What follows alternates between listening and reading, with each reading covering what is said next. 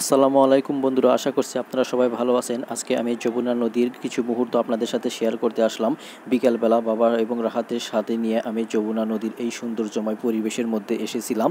আসলে নানা নাতি একসাথে বাদাম খাচ্ছে এবং বিকালবেলা যখন নদীর পাড়ে এসেছি তখন দেখতে পেলাম হাজার হাজার মানুষ এই নদীর পাড়ে দৃশ্য উপভোগ করার জন্য এসেছে।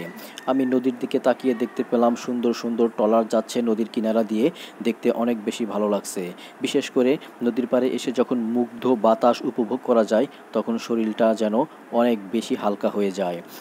আরও এসে দেখতে পেলাম হাজার হাজার মানুষ সমুদ্রের পাড়ে যেমন ভ্রমণ করতে আসে ঠিক তেমনই নদীর পাড়েও ভ্রমণ করতে এসেছে। আসলে চায়নাবাদের শেষ মাথায় আজকে আমি বাবাকে প্রথম নিয়ে এসেছি।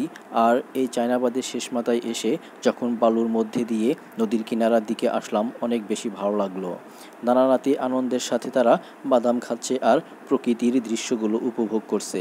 আমি নদীর কিনারার দিকে তাকিয়ে দেখতে পেলাম আরও অনেক মানুষ এসেছে, এমনকি পরিবারের সাথে নিয়েও এসেছে। নদীর কিনারা দিয়ে হেঁটে হেঁটে আমি বালুর চরের দৃশ্য দেখার জন্য আসতে লাগলাম।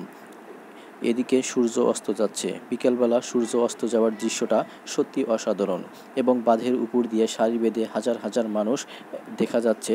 সমুদ্রের পাড়ে যেমন ভ্রমণ করতে আসে ঠিক এমনই নদীর পাড়ের দৃশ্যগুলোও তারা উপভোগ করতে এসেছে। আর এই মুহূর্তটা সত্যি অনেক বেশি ভালো লেগেছে, কারণ নদীর পাড়ের শীতল বাতাসের মধ্যে প্রকৃতির সৌন্দর্য উপভোগ করতে অনেক বেশি ভালো লাগে। অনেক হুজুররাও এসেছে এই নদীর পাড়ের দৃশ্য উপভোগ করার জন্য। আর আমি যখন নদীর পাড় দিয়ে হেঁটে যাচ্ছিলাম তখন অনেক পরিচিত বড় ভাইদের সাথে দেখা হচ্ছিল, তারাও এসেছে নদীর পাড়ের দৃশ্য উপভোগ করতে। আসলে বিকেলবেলা নদীর পাড়ে কাটানো মুহূর্তটা অসাধারণ ছিল। এদিকে সূর্য অস্ত যাচ্ছে, সময়টা কোথা দিয়ে পার হয়ে গেল বুঝতেই পারলাম না। আজকে এখানেই শেষ করলাম।